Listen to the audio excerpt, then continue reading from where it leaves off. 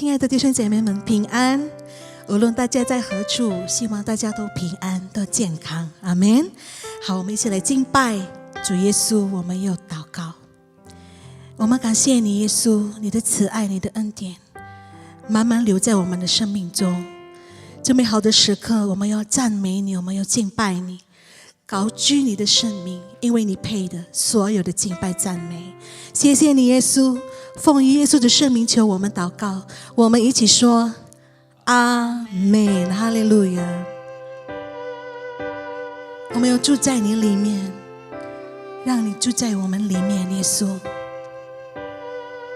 阿们。在干旱无水之地，我渴慕你；在旷野无人之处，我寻求你。得救在乎归回安息，得力在乎平静安稳。我等候你，如鹰展翅上腾。在干旱无水之地，我渴慕你；在旷野无人之处，我寻求你。得救在乎归回安息，得力在乎平静安稳。我等候你，如鹰展翅上腾。住在你里面，住在你里面，住在你里面，如同枝子与葡萄树紧紧相连。住在你里面，住在你里面，领受生命活水泉源，永不枯竭。来，弟兄姐妹，举高你的双手说，在干旱无水之地，我渴慕你；在旷野无人之处，我寻求你。得救在乎归回安息，得力在乎平静安稳。我等候你，如鹰展翅上腾。住在你里面，住在你里面，如同枝子与葡萄树紧紧相连。住在你里面，住在你里面，住在你里面，住在你里面，领受生命活水泉源，永不枯竭。举高我们的双手说，住在你里面，住在你里面，如同枝子与葡萄树紧紧相连。住在你里面，住在你里面，领受生命，领受生命活水泉源，永不枯竭。住在你里面，耶稣。住在你里面，住在你里面，如同枝子与葡萄树紧紧相连。住在你里面，住在你里面，领受生命活水泉源，永不枯竭。再来一次说，住在你里面，住在你里面，住在你里面，如同枝子与葡萄树紧紧相连。住在你里面，住在你里面，领受生命活水泉源，永不枯竭。领受生命活水泉源，永不枯竭。领受生命，领受生命活水泉源，永不枯竭。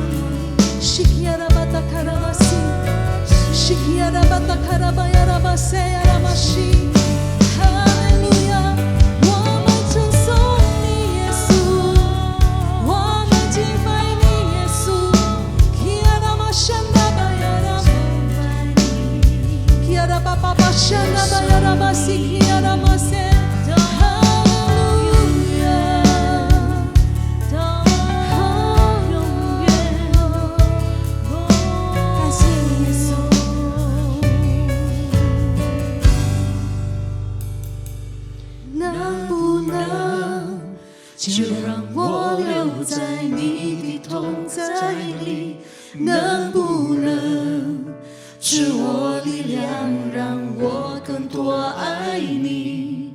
我哪都不想去，只想日夜在你殿中献上敬拜，全心全意来爱你。能不能就让我留在你的同在里？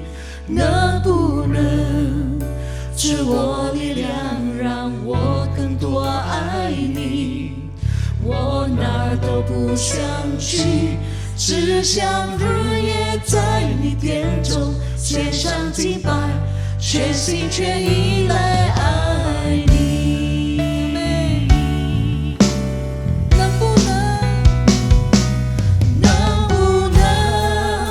就让我留在你的同在里，能不能赐我力量，让我更多爱你？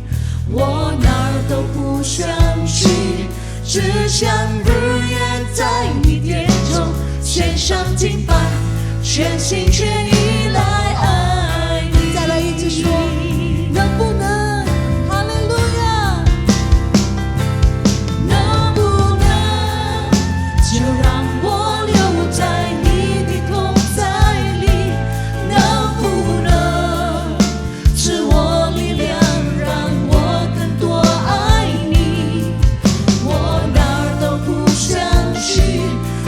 想日夜在你殿中献上敬拜，全心全意来爱你。我哪儿都不想去，只想日夜在你殿中献上敬拜，全心全意来爱你。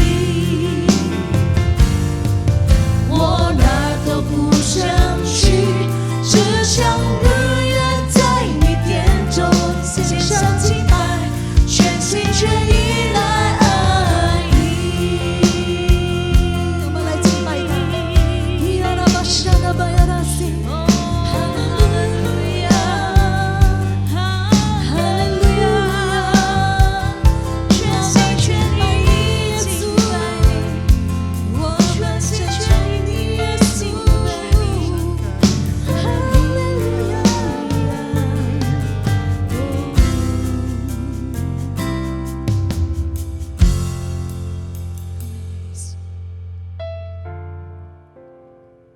让我们的心永远渴慕在你的当中，是我们的一切，是我们的所有。主啊，我们不能没有你。当我们想起你的时候，耶稣，我们的心都安慰，因为我们知道你永远帮助我们，照顾我们。我们感谢你，因为你的慈爱永远陪着我们的道路。谢谢你，耶稣，谢谢你，哈利路亚。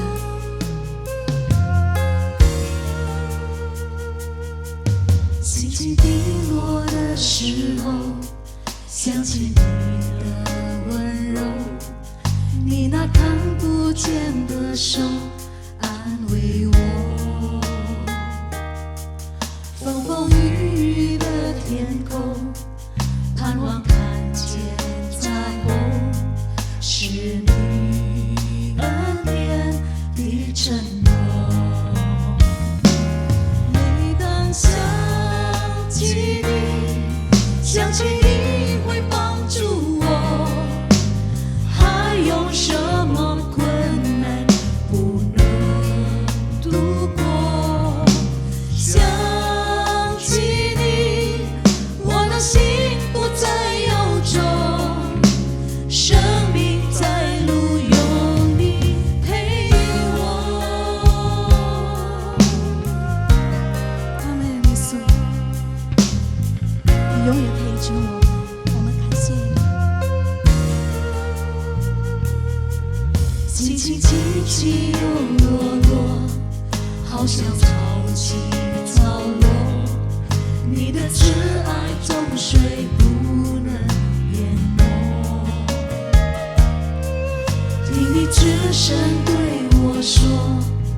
永生不离开我，是我恩典的承托。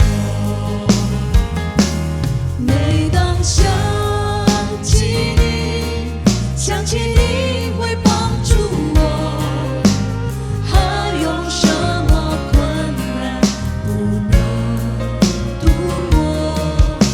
想起你，我的心不再忧愁，生命在路有你陪我。每当想起你，想起你会帮助我，还有什么困难不能度过？想起你，我的心不再忧愁，生命在路有你陪我。哈利路亚，我们相信你，耶稣。每当想起你，想起你会帮助我，还有什么困难不能度过？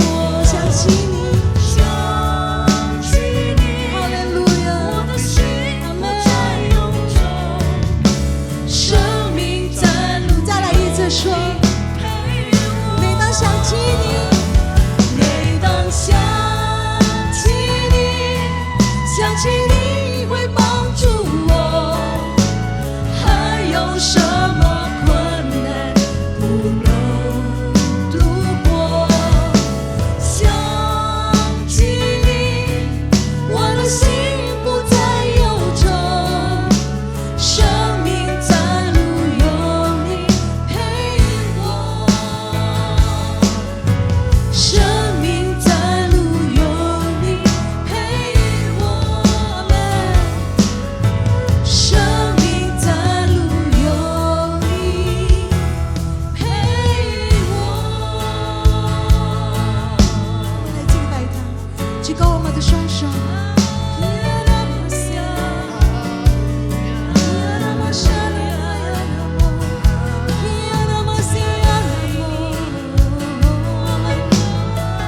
你永远陪着我们，永远照顾我们。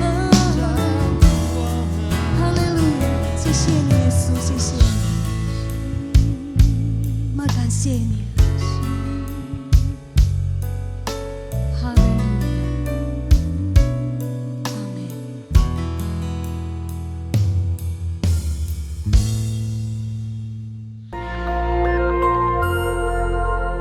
Shalom. Kesempatan kali ini kita akan membahas mengenai meneduhkan badai bagian yang kedua. Dalam hal menghadapi sakit penyakit dan wabah seperti COVID-19, bagaimana GBI sebagai gereja Pentakosta memahami kesembuhan ilahi? Salah satu butir pengakuan iman GBI berbunyi, kesembuhan ilahi tersedia dalam korban penebusan Yesus untuk semua orang yang percaya.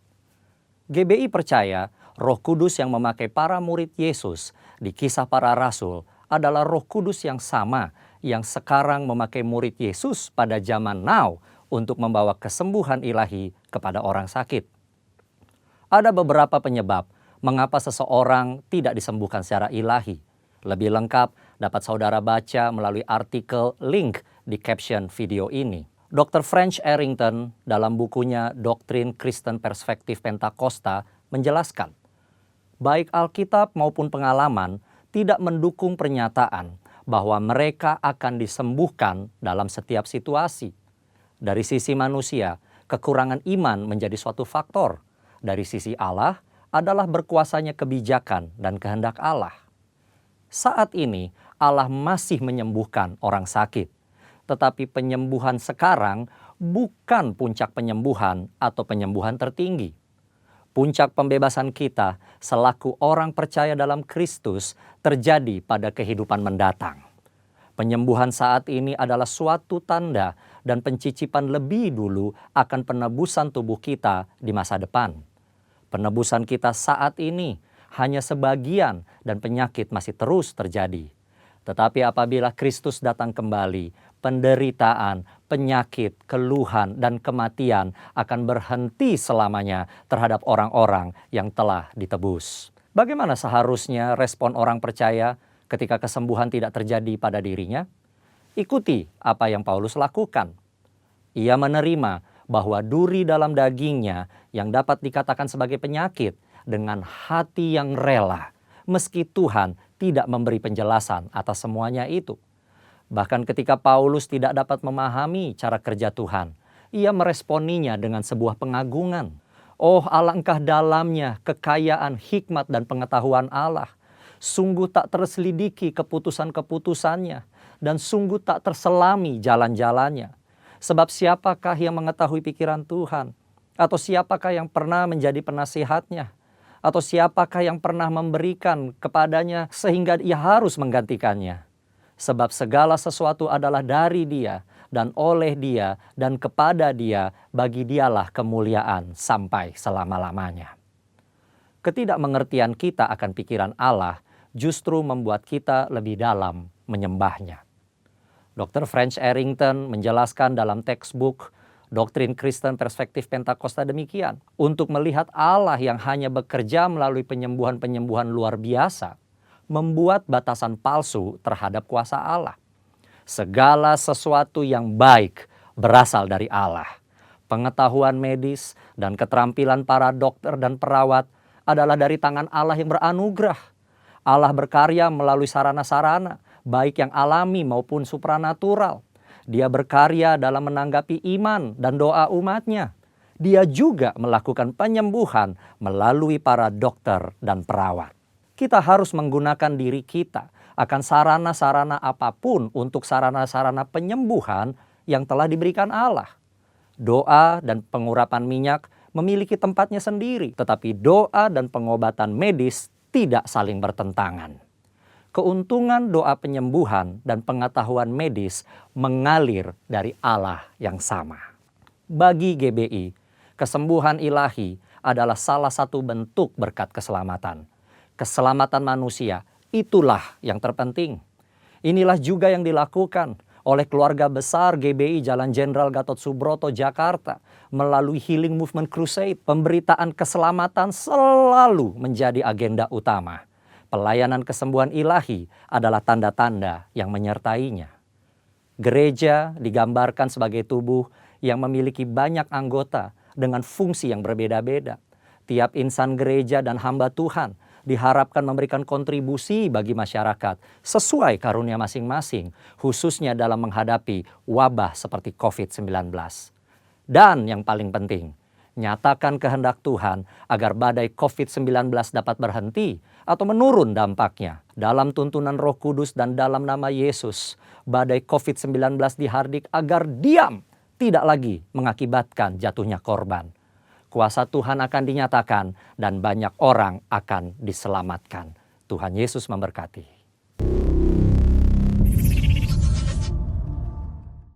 Shalom saudara-saudara yang saya kasih di dalam nama Tuhan Kristus. Kita bertemu lagi di dalam ibadah raya kita, khususnya lewat live streaming ini.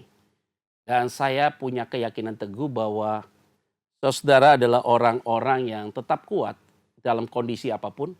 Karena kalau kita melihat bahwa sudah hampir menyentuh 1 bulan lebih, kita ada di dalam rumah, kita melakukan pekerjaan dari rumah, kita mengikuti ibadah juga dari rumah. Oleh karena itu, kebenaran firman Tuhan pada hari ini, saya yakin dan percaya semua pasti diberkati dan dikuatkan oleh Tuhan. Sebelumnya, saya mau mengajak kita untuk tenangkan hatimu, pikiranmu, dan kita mau berdoa. Bapa, terima kasih. Kuasai setiap hati pribadi-pribadi yang mengikuti live streaming ini Tuhan.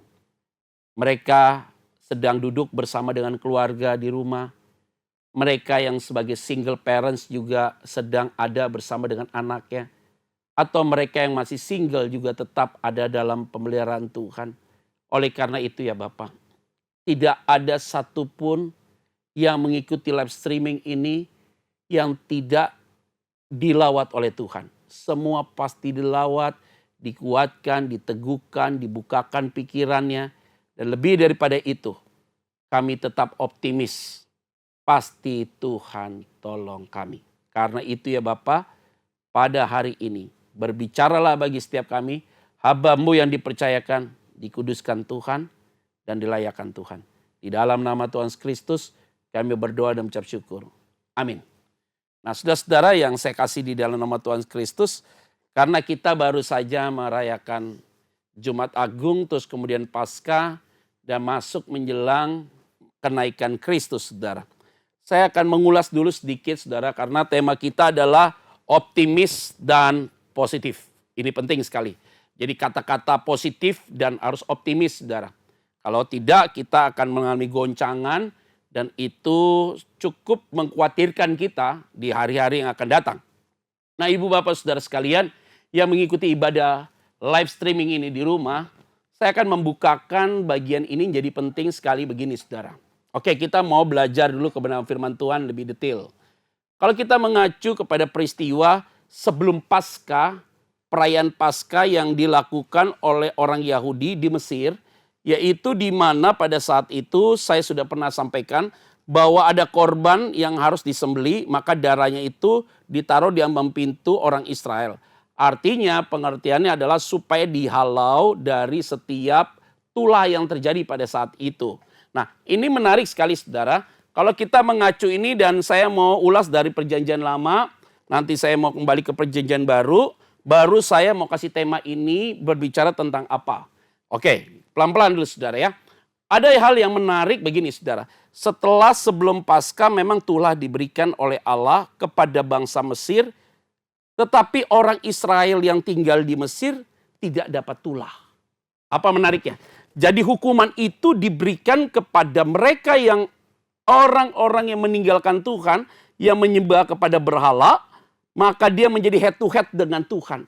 Tetapi justru orang-orang pilihan Tuhan, orang-orang yang dikasih Tuhan, biji mata Tuhan, satu helai rambut pun tidak boleh jatuh dalam diri dia. Itu diprotek oleh Tuhan sedemikian rupa saudara, sehingga membuktikan bahwa mereka adalah orang pilihan Tuhan. Nah, ini penting nih saudara ya. Jadi kalau kita lihat kepada tulah itu yang diberikan Allah kepada bangsa Mesir, itu hanya diperuntukkan untuk bangsa Mesir, bukan orang Israel. Ini penting. Nah, setelah tulah itu habis, barulah masuk Paskah. Nah, memang setelah Paskah tidak ada lagi penghukuman saudara. Tapi yang menarik apa? Setelah keluar dari Mesir, mereka masuk padang gurun. Nah, ini cerita baru nih. Ternyata tidak freedom saudara, tidak merdeka. Karena setelah hari Paskah di Mesir itu, mereka masuk dalam sebuah suffering. Yaitu masuk dalam padang gurun lagi saudara. Selama 40 tahun. Nah, disitulah mereka bersungut-sungut. Disitulah mereka mengeluh. Disitulah mereka memberikan tekanan kepada Musa yang dipercayakan untuk memimpin mereka selama di padang gurun. Jadi ini peristiwa tidak menyenangkan saudara bagi bangsa Israel. Yang tadinya menyenangkan di Mesir, lihat orang yang mati, lihat orang bergelimpangan karena tulah, mereka tidak kenal, mereka merasa happy. Tapi sekarang mereka dibentuk oleh Tuhan secara khusus 40 tahun. Masuk dalam suffering. Wah, hebat ya saudara ya. Apa artinya? Dalam konteks PL saudara kita lihat kayak begitu. Waduh ini bagaimana? Tapi mereka keluarkan kata-kata mengeluh, negatif, pesimis dan segala macam. Tapi menarik saudara ya, kalau kita belajar firman Tuhan. Ketika mereka masuk dalam padang gurun, lihat laut terbelah di belah dua. Mukjizat pertama sudah dilakukan. Mereka mengeluh mengenai air, repot kamu. Lihat di situ ada sumur saudara. Airnya pahit dilempar di situ, dikeluar jadi manis tuh air. Ya, ada di situ marah, sumur marah di situ. Mereka mengeluh lagi kepada Musa, di Elim ada 70 pohon korma, ada juga mata air. Mereka mengeluh lagi apa yang mereka makan? Dikasih mana. Mereka pada siang hari kepanasan dikasih tiang awan. Malam hari kedinginan dikasih tiang api. Saudara lihat perhatikan baik-baik. Selama 40 tahun dalam keadaan suffering tetap ada pemeliharaan Tuhan. Ini penting sekali. Kendati mereka tuh selalu tendensi negatif, bersungut-sungut, bahkan tidak percaya akan pertolongan Tuhan. Tapi mereka sudah lihat saudara mukjizat demi mukjizat terjadi selama mereka ada di padang gurun. Apakah Tuhan membiarkan kita? Tidak. Apakah Tuhan menutup matanya untuk melihat penderitaan kita? Tidak. Apakah Tuhan menutup telinganya untuk mendengar seruanmu? Tidak. Tetap ada dalam pertolongan Tuhan. Baru kita masuk saudara dalam konteks perjanjian baru. Apa itu? Sebelum hari Paskah yang akan dirayakan di Yerusalem, maka pada saat itu harus ada peristiwa yang menyenangkan juga kan saudara. Lihat ya, selalu setiap saat menjelang Paskah selalu ada peristiwa-peristiwa yang tidak menyenangkan. Lihat baik-baik. Maka Yesuslah sebagai kurban itu sendiri. Dia imam. Imam adalah tugas menyampaikan korban kepada Allah, tapi dia adalah sebagai kurban itu sendiri. Nah, akhirnya Yesus itu menjadi kurban itu sendiri, letaknya adalah pas waktu Jumat Agung, saudara. Lihat baik-baik. Nah, setelah peristiwa Paskah habis, Yesus bangkit dari antara orang mati. Nah, setelah itu tidak ada lagi suffering, tetapi kalau dalam konteks PB, justru Yesus menampakkan diri kepada para murid-muridnya. Ada satu pengharapan, ada satu kekuatan. Lebih daripada itu saudara, yang menarik adalah apa? Waktu peristiwa itu terjadi, maka terjadi hari Pentakosta. Setelah hari Pentakosta terjadi revival total. Apa itu artinya? Maka kita mau lihat dalam posisi apa? Dalam konteks PL, bangsa Israel malah masuk dalam suffering. Tapi ada pemeliharaan Tuhan. Dalam konteks PB, bangsa Israel sudah ada dalam posisi di mana Yesus disalibkan karena ulah mereka dan ulah saya dan ulah saudara. Nah, dia bangkit. Setelah itu penampakan diri, selesai penampakan diri terjadi hari Pentakosta sebelum Yesus naik ke surga. Baru hari Pentakosta, baru terjadi penuaian besar. Ini apakah kita mau comot bagian ini untuk melihat peristiwa hari ini? Ya, oke. Baru kita masuk poin ketiga. Apa itu? Tema ini menjadi menarik. Optimis dan positif. Nah, saudara-saudara, tidak mudah saudara. Hari-hari ini semua orang juga mengalami goncangan secara psikis saudara. Saya bisa bayangin kita di rumah udah hampir 1 bulan lebih ya mungkin ya saudara ya. Di rumah diam dan kemudian kita tidak bisa berinteraksi dengan banyak orang. Kita mau keluar semua perlengkapan kayak mau perang. Jadi kita udah harus pakai glove lah, ada yang mau pakai glove lah, terlalu paranoid. Pakai masker wajib, jarak ngomong sama orang, jangan terlalu dekat. Dan kita nggak bisa berdiam di satu tempat yang kerumunan orang banyak dan kita langsung tinggalkan tempat itu. Karena kita takut bahwa ada coronavirus atau COVID-19. Saudara. Gitu. Saya mulai curiga saudara. Curiganya begini, ini coronavirus ini natural atau tidak natural? Ini bahaya nih. Nah oleh karena itu yang paling penting adalah software dalam diri kita. Di luar kita itu pasti banyak virus saudara. Nah kalau software di dalam diri kita itu tidak ditata dengan baik, imun kita tidak dijaga dengan baik, kebersihan kita tidak dijaga, makan yang benar, tidur yang luar biasa baik, oke bagus juga. Nah, saudara bisa bayangin kita makan vitamin, makanan yang bersih segala macam, ngeri juga saudara. Terlalu strong juga, tidak ada aktivitas, nanti ngerinya jadi efek yang lain saudara. Maka harus ada kegiatan jalan di luar rumah, olahraga dan jemur dan segala macam saudara. Nah kita sangat higienis sekali, bersih sekali hari-hari ini. Padahal di luar kita ada yang tidak bersih. Nah ini memang makan buah si malakama. Tetapi tidak apa-apalah. Yang penting hari ini kita sedang berjalan dalam poin itu. Nah saudara, waktu peristiwa Yesus mati dan kemudian Yesus bangkit. Ini ada cerita yang menarik saudara. Kenapa? Murid-murid Yesus dan para follower yang selalu mengikuti di mana Yesus menyampaikan kebenaran firman Tuhan. Mereka itu sembunyi di satu tempat, mereka takut saudara. Tapi kalau kita membaca konteks Yohanes 20 yang akan saya bacakan bagi kita semua. Saya mau mengangkat satu sosok yaitu Maria Magdalena. Kenapa Maria Magdalena ini menjadi sosok yang fenomenal saudara? Karena ketika Yesus bangkit, maka murid-muridnya akan pergi melihat kuburan Yesus saudara. Termasuk Maria Magdalena mengikut di sana dan Petrus yang semangat berjalan di depan, nyampainya paling belakang. Orang sanguin biasa begitu ya. Ngomong cepat, aduh semangat luar biasa, tapi jarang sekali untuk melakukan tindakan eksekusi saudara. Cepat sekali idenya, tapi jarang bereksekusi. Nah itu orang sanguin begitu saudara. Nah Maria Magdalena ini saudara adalah satu sosok yang menjadi fenomenal tetapi juga menjadi multitafsir, saudara. Sehingga ada orang yang bilang bahwa ini Maria yang Betania kali jangan-jangan yang mencuci kaki Yesus. Ada orang yang mengatakan demikian. Ada orang yang bilang Maria Magdalena ini adalah perempuan yang didapati berzina, saudara. Dan dia mengikuti pewartaan Yesus, penginjilan Yesus dimanapun. Jadi ini banyak multitafsir yang mengerti tentang Maria Magdalena ini, saudara.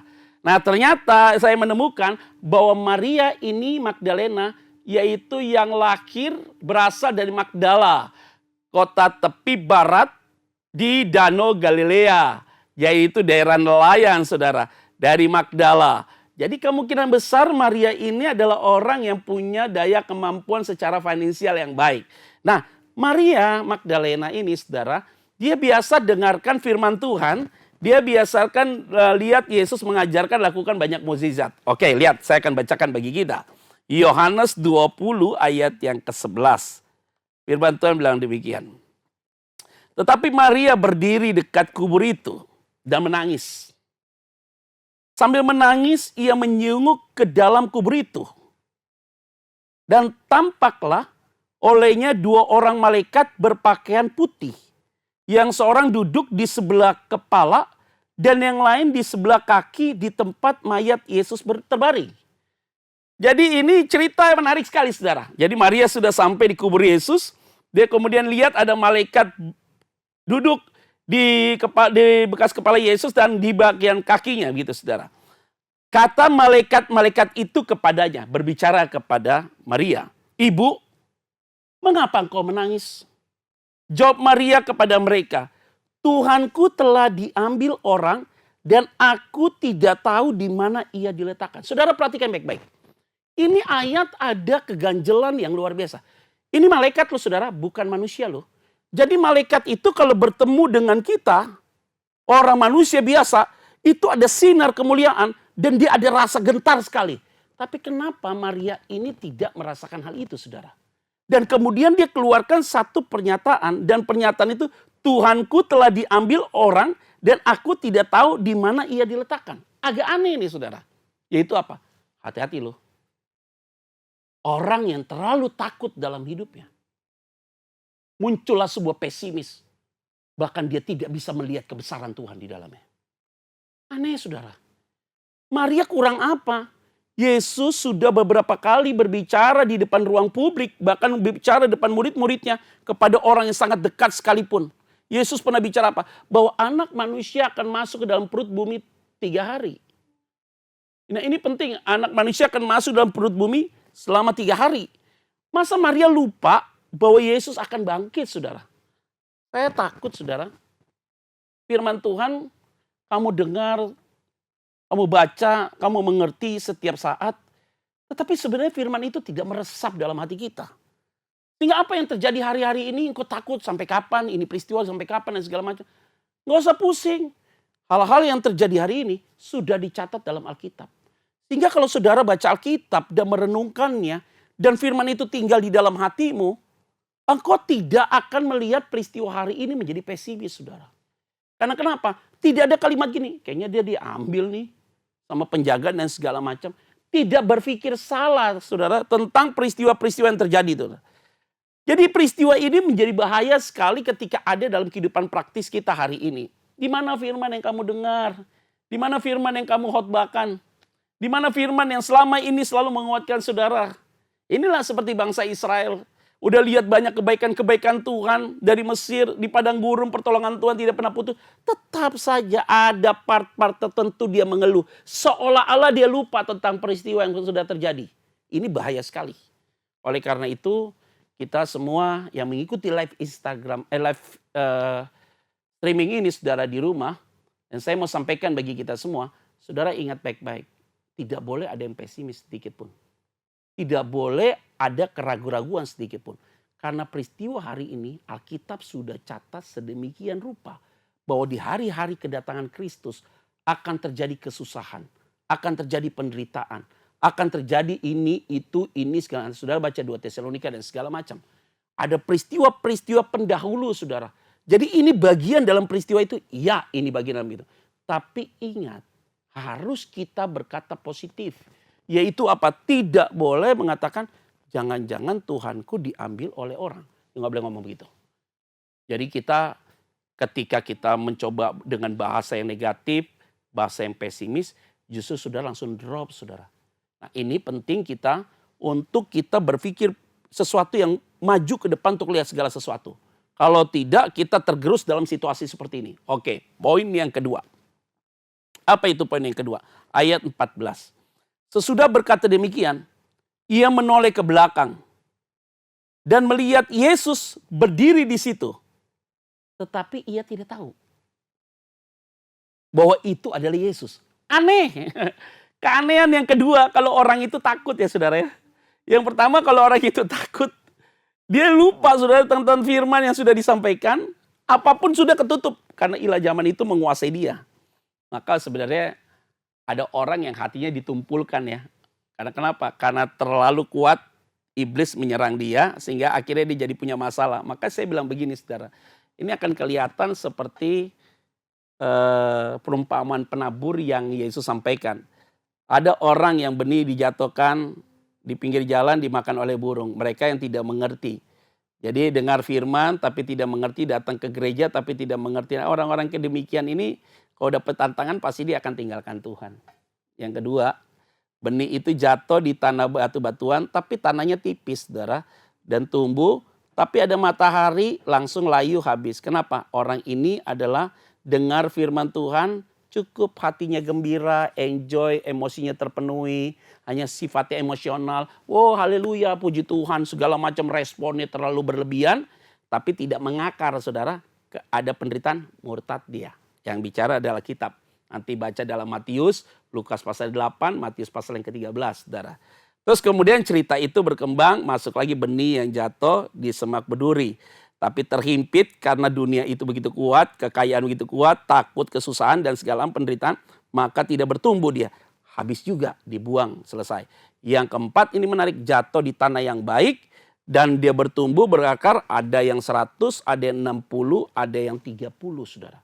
Nah ini yang kita takutkan saudara. Kalau kita hanya tahu firman tapi tidak mengerti, itu bahaya. Nah ini poin ini adalah bagaimana kita menyimpan dalam hati kita. Kalau tidak, masalah di ayat 14 muncul. Yaitu apa? Dia lihat Yesus tapi dia tidak tahu kalau itu Yesus. Tolong ya, baru 3 hari mati bos. Masa udah lupa wajahnya Yesus? Masa lupa sih lihat wajahnya Yesus tuh Maria? Kenapa? Orang yang takut sudah ketutup, saudara gak bisa lihat lagi segala sesuatu. Dia lupa, 3 hari loh Yesus mati. Dia gak mati sekian ratus tahun. Lihat wajah mungkin agak lupa saudara. Itu pun juga masih ingat. Ini 3 hari saudara. Hari-hari sebelumnya dia bersama dengan Yesus. Dia lihat Maria Magdalena, dia lihat Yesus disalibkan. Dia lihat Yesus dipukul. Dia lihat Yesus diludahi. Dia lihat Yesus ditonjok. Dia lihat kok 3 hari aja mati. Dia lupa. Orang kalau sudah dikuasai ketakutan luar biasa. Lupa saudara tentang apa yang Yesus pernah kerjakan dalam hidup dia. Ini bahaya sekali. Wajahnya lupa, apalagi tindakannya. Nah, oleh karena itu, saya mau mengajak kita flashback satu persatu ya saudara ya. Apa yang Tuhan sudah buat dalam hidupmu, mulai diingat-ingat saya satu persatu ya. Saya lihat ada banyak kesaksian yang hari-hari ini saya dengar ada teman, adiknya kena COVID-19, terus kemudian telepon saya saudara. Terus dia masuk ruangan ICU pakai ventilator, alat pernapasan dan segala macam. Katanya ada bercak-bercak di bagian paru-parunya. Dan kemudian panasnya naik sampai 38 derajat. Ada penyakit bawaan jantung juga sih. Nah singkat cerita, perlahan-lahan yuk kita bantu di dalam dukungan doa ya. Kadang-kadang ketika kita berdoa ada orang yang langsung disembuhkan. Ya ada begitu. Tapi ada juga saatnya lewat proses panjang saudara. Satu persatu saya ikutin tiap hari day by day saudara. Tiap hari kita berdoa, ini teman udah kayak sahabat dekat ya. Tiap hari kita berdoa udah kayak anggap kayak keluarga. Tiap hari kita berdoa selalu jam 10.30, jam 11.30 kita doakan. Perlahan-lahan saudara, naik panasnya turun, mulai turun lagi, bercak-bercak di sebelah kiri mulai turun, mulai hilang. Pelan-pelan tapi tidak langsung cepat begitu. Saya ini belajar saudara. Ada orang yang kita doakan langsung sembuh. Ada orang yang kita doakan day by day kita doakan terus. Prosesnya itu little bit saudara tapi progresif. Good ya begitu ya. Jadi cara Tuhan itu memproses setiap orang itu beda-beda. Ada yang sifatnya langsung membalik gitu. Tapi ada juga yang pelan-pelan. Jadi sebenarnya tidak perlu ngotot sih. Dalam banyak hal apa yang perlu harus ngototin? Sebenarnya gini, kalau Tuhan mau bekerja dalam hidup kita, dia bisa kerjakan tuntas begini. Sebenarnya pekerjaannya sudah tuntas. Sorry ya, kayak di kredit dicicil gitu loh. Nah waktu dicicil gitu saudara, ini yang dibutuhkan kesetiaan. Tidak selamanya tuh gitu. Bisa nggak coronavirus hilang Indonesia? So simple saudara. Dia bisa lakukan hari ini.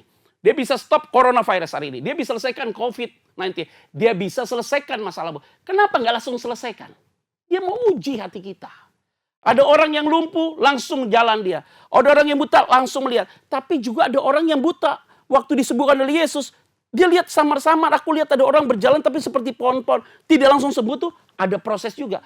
Artinya apa? Hari ini nikmati aja yang sedang diproses oleh Tuhan. Saudara menikmati, saya pun menikmati hari ini. Saudara menghadapi masalah hari ini, saya pun juga menghadapi masalah. Saudara mengalami yang situasi hari ini, saya pun juga merasakan hal itu, saudara. Saudara bisa bayangkan, saya biasa khotbah tiap hari, sekarang harus diam mulut saya. Jarang ngomong lagi, diam di rumah. Istri saya bilang apa? Lama-lama lu gila lu. Wes, tolak dalam nama Yesus. Jangan gunakan kalimat itu. Makanya semua saya mau sampaikan bagi kita. Jangan bilang ini, Pak Pendeta saya bagaimana? Jangan bilang kamu bagaimana, gua bagaimana. Ayo, sama-sama kita. Hari ini kita bergantung sama Tuhan. Tapi jangan lupa dong wajah Tuhan. Jangan lupa tentang pekerjaan Tuhan yang besar dalam hidupmu. Karena apa yang Tuhan sudah buat dalam hidup kita, saya selalu ingat saudara. Karena kenapa? Saya mau katakan terlalu baik Tuhan buat saya dan buat saudara dan saya.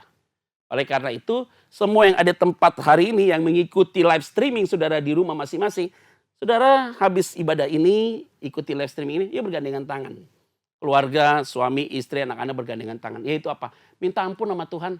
Kalau kita sudah mulai meragukan kuasa Tuhan. Hari ini minta ampun sama Tuhan, Tuhan maafkan saya. Saya pernah mengalami peristiwa ini, Tuhan tolong. Usaha saya lagi begini, Tuhan tolong. Kenapa hari ini kok hatiku kecil sekali Tuhan? Baru 1 bulan. Baru 1 bulan. Sudah bisa bayangin kalau bertahun-tahun jadi apa? Ini ngeri. Maka oleh karena itu, saya mau sampaikan firman ini dengan satu kata. Orang yang takut, dia lupa firman yang pernah dia dengar. Yang kedua, orang yang takut, dia selalu, saya kasih tahu, lupa dengan perbuatan Tuhan di dalam hidup dia. Yang ketiga, nanti saya baru masuk kata optimis dan positif. Yang ketiga, yaitu di ayat 15. Kata Yesus kepadanya, Ibu, dia ngomong nih Yesus nih, mengapa engkau menangis? Siapakah yang engkau cari? Maria menyangka orang itu adalah penunggu taman. Lalu berkata kepadanya, Tuhan, jikalau Tuhan yang mengambil dia, katakanlah kepadaku, di mana Tuhan meletakkan dia, supaya aku dapat mengambilnya. Waduh, ini adalah kekeliruan yang makin lama makin memuncak. Ya, jadi tadi dia takut tuh akhirnya apa?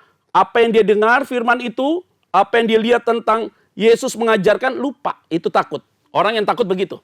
Ini orang yang pesimis nih. Yang kedua, orang yang takut yaitu apa? Selalu berpikir salah, saudara. Yaitu apa? Dia lupa tentang perbuatan Tuhan. Wajah Yesus pun dia lupa. 3. Yaitu apa? Selalu berpikir tentang sesuatu yang abnormal. Lihat wajah Yesus, Yesus berkata, dia langsung pikir, jangan-jangan penunggu taman ya. Gak sopan nih orang. Saudara, saya mau ingatkan bagi kita, ini bahaya nih saudara, bayangin nih saudara. Kalau Yesus sudah berbuat sesuatu, kayaknya lu penunggu taman ya. Oh my God. Untung saya bukan Yesus. Kalau gak sih, aduh, bahaya juga saya.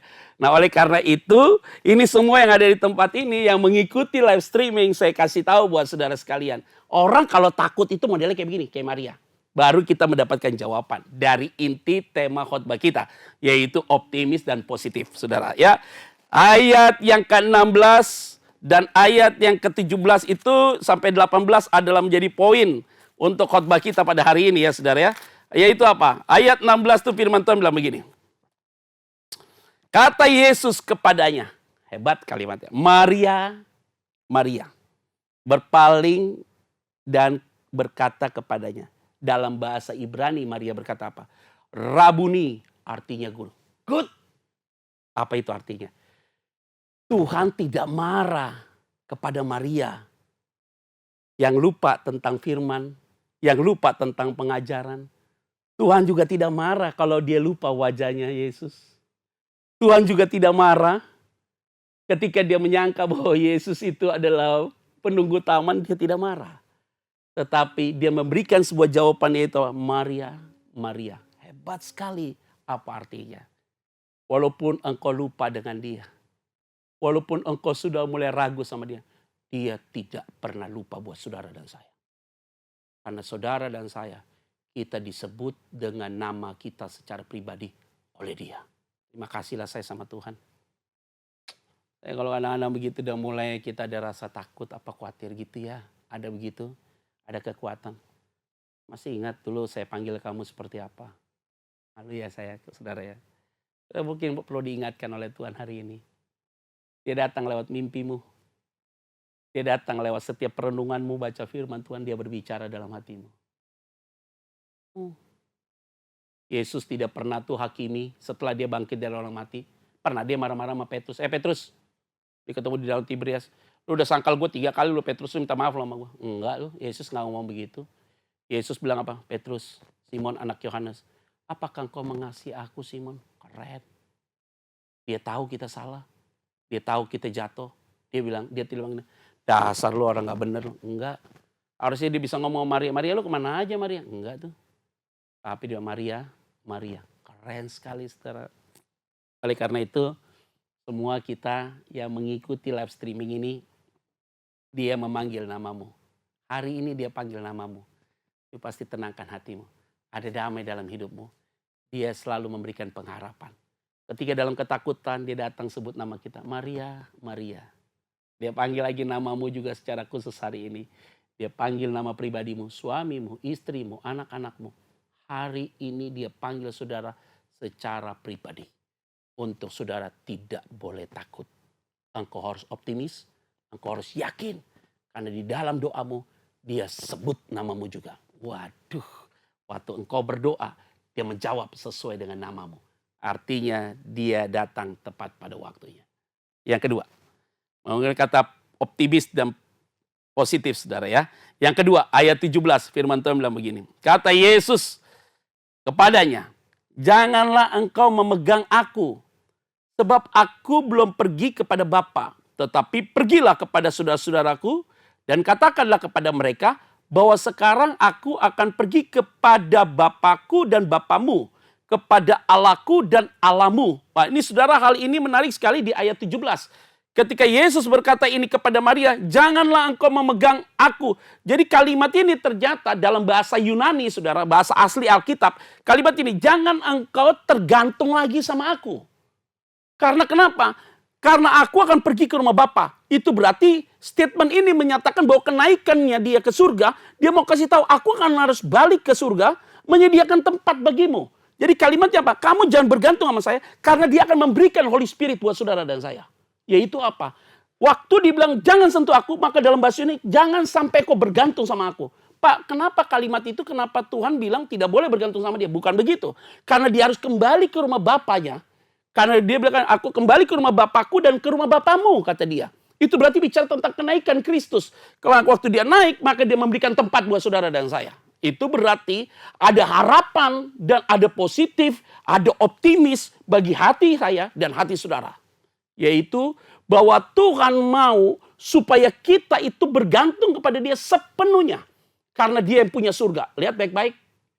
Waktu Yesus datang ke dalam dunia, dia pinjam seorang rahim perawan yang bernama Maria. Waktu dia selama hidup, dia gak punya tempat untuk meletakkan kepala. Waktu dia selama hidup, dia bilang apa? Aku gak punya tempat untuk meletakkan kepala. Waktu dia mati, dia tidak punya salib, tapi salibnya Barabas. Waktu dia dikubur, dia tidak punya kuburan. Karena itu kuburan Yusuf dari Arimatea. Apalagi, waktu dia bangkit selesai, tapi dia kembali ke surga. Karena kenapa? Surga bukan tempat dia pinjam. Karena dia berasal dari sana. Yohanes 3 ayat 13. Bahwa dia akan datang, dia akan balik lagi karena dia berasal dari surga. Bersyukur dan berterima kasih karena penampakan Yesus memberikan optimis bagi kita. Bahwa kita, saudara dan saya, kita disediakan satu tempat di surga. Amin. Itu puji Tuhan bagi kita. Ada amin saudara? Saudara yang mengikuti live streaming ini harus punya kekuatan teguh. Luar biasa saudara. Tidak ada dimanapun kepercayaan yang punya keyakinan teguh seperti kita hari ini. Engkau diberikan kekuatan, optimis, pengharapan, positif dalam segala hal. Bahkan akhir hidupmu engkau sudah disediakan tempat satu. Apalagi yang harus kita takutkan? Karena hidup ini sementara saudara. Kapanpun kita bisa dipanggil Tuhan. Situasi hari ini terus berjalan begini. Satu hal, selagi masih kita hidup, lakukan yang terbaik buat Tuhan. Nah, ini dia penting sekali bagi kita ketika dia menampakkan diri memberikan kekuatan. Poin terakhir yang ketiga. Jadi tadi pesimis 3 kali, optimis diberikan jawaban untuk ketiga kali juga. Maria pesimis karena dia tidak mengerti, lupa dengan pengajaran Yesus. Yang kedua, dia lupa wajah Yesus, perbuatan Yesus. Yang ketiga, dia selalu berpikir negatif tentang kehadiran Yesus pada saat itu. Yesus memberikan jawaban secara positif, jelas sekali. Dia panggil nama Maria dengan namanya secara pribadi. Yang kedua adalah ada satu pengharapan, yaitu di rumah Bapa yang kekal. Yang ketiga, terakhir. Ayat 18. Maria Magdalena pergi dan berkata kepada murid-murid, "Aku telah melihat Tuhan," kata dia. Dan juga bahwa dia yang mengatakan hal-hal itu kepadanya. Ada hal yang menarik, saudara. Tadi perhatikan baik-baik. Di ayat ke-16 Yesus bilang begini, "Maria, Maria." Dia langsung jawab apa? "Rabuni." Artinya guru. Setelah dia dengar Yesus bicara begitu di ayat 17, ayat 18. Maria langsung berkata kepada murid-murid, "Aku telah melihat Tuhan." Dan juga bahwa dia yang mengatakan hal-hal itu kepadanya. Aku telah melihat Tuhan. Ada perubahan paradigma yang dialami oleh Maria. Yang tadinya pesimis sekarang ada optimis. Yang tadinya manggil Rabuni berubah menjadi aku telah melihat Tuhan. Hari-hari ini engkau tidak bisa melihat Tuhan itu besar. Lewat firman Tuhan ini engkau bisa melihat bahwa Tuhan itu ada dalam hidup saudara dan saya. Dia ada di ranjang sakitmu. Dia ada di dalam kehidupan kepribadianmu. Dan dia ada di rumahmu dalam kesendirianmu. Dia selalu ada. Oleh karena itu ayat terakhir ini yaitu apa? Beritakan kabar sukacita kepada siapapun. Dan sampaikan sukacita itu. Karena Tuhan itulah Tuhan yang tetap baik sampai kapanpun juga. Nah saudara-saudara, dalam masa kita mengkarantinakan diri kita sendiri, marilah kita tidak boleh jemu-jemu untuk tidak berdiam diri saja, tapi kita harus berbuat baik, sesuatu yang terbaik kita harus lakukan. Ada do something, jangan sampai kita nothing to do. Karena orang yang nothing to do, setan masuk. Saya selalu ada kesempatan untuk bisa memberitakan firman. Saya akan sampaikan terus firman itu dimanapun berada.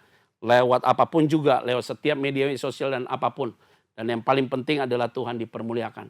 Oleh karena itu kita harus optimis, kita harus positif dalam segala hal, tetap kuat.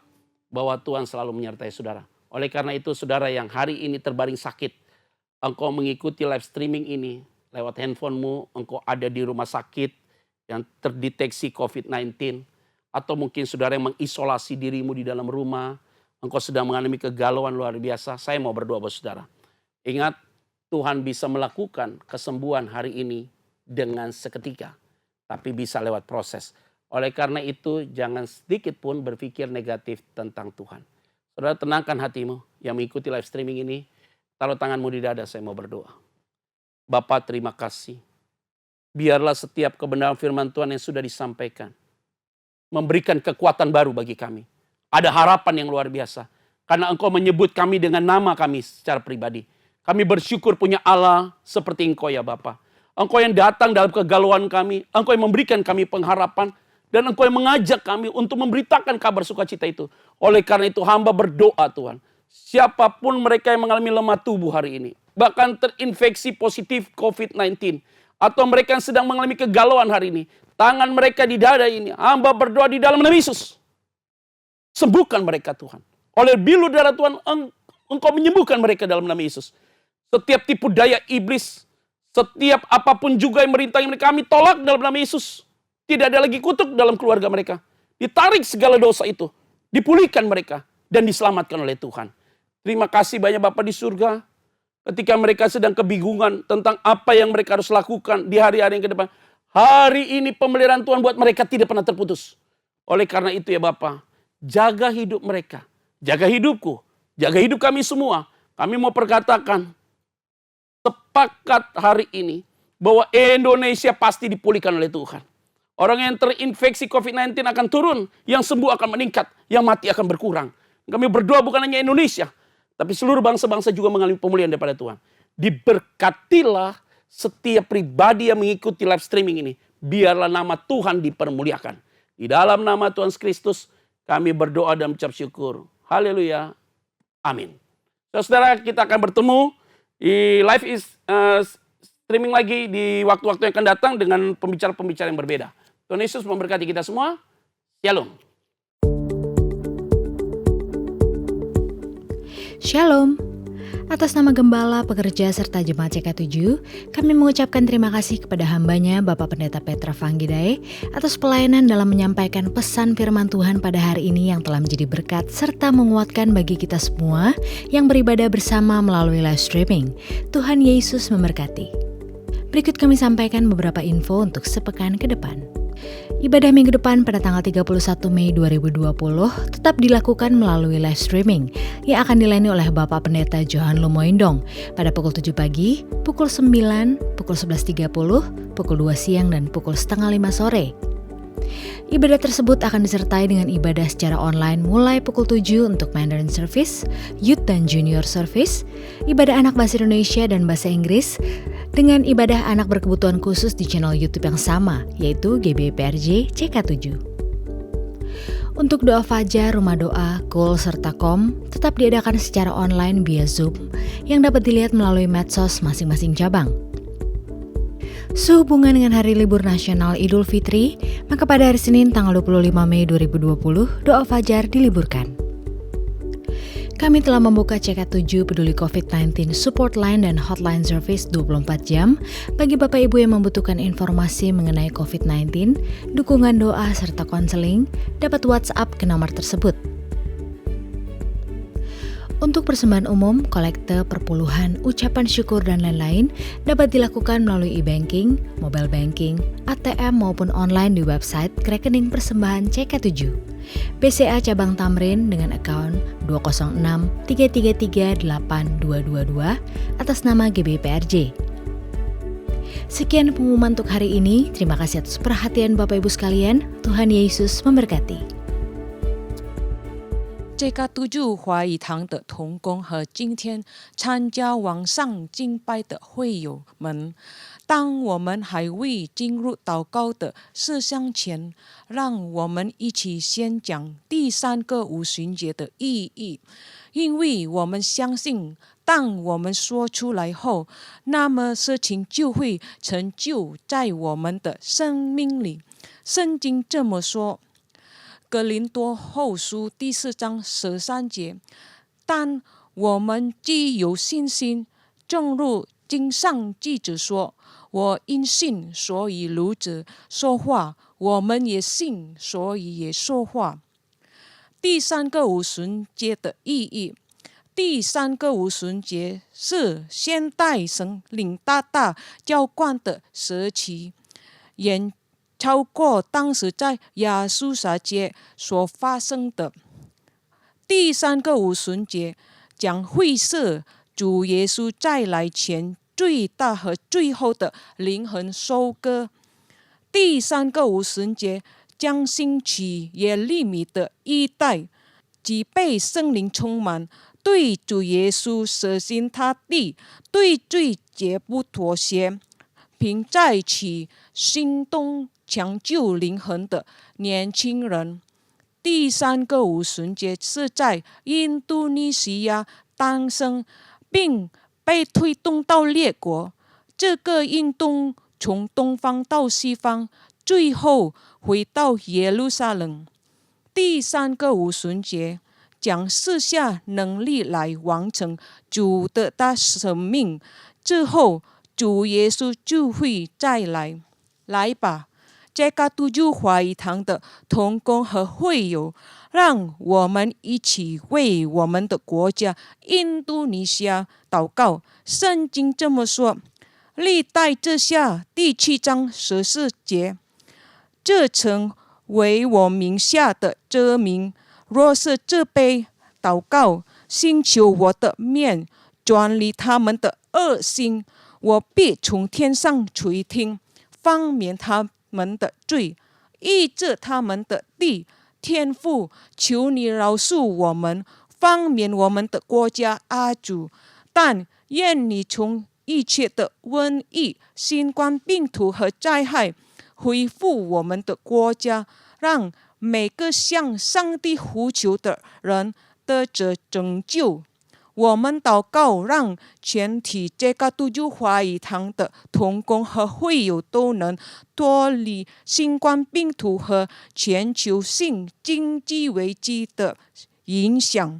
奉主耶稣基督的名，我们也要奉耶稣的名，对新冠病毒和全球经济危机说：住了吧，静了吧。我们要为Jokowi总统和Maruf Amin副总统祷告，求你这给他们智慧，为了印尼国家所采取的每一项决定都是按照上帝的旨意。我们也为治疗新冠肺炎的医护团队祷告，愿上帝羔羊的血能保护他们，遮盖他们和他们的家人。上帝是给他们健康。今天我们要感谢他的仆人，蛮有能力来传讲上帝的道。求你大大的祝福你的仆人，阿们。我们也要为我们的总主任杨东宝牧师祷告，求上帝祝福他的健康，他的家人，使他的牧养事工，使他持西杯使用成为第三无旬节的使者，来完成主耶稣基督的大使命。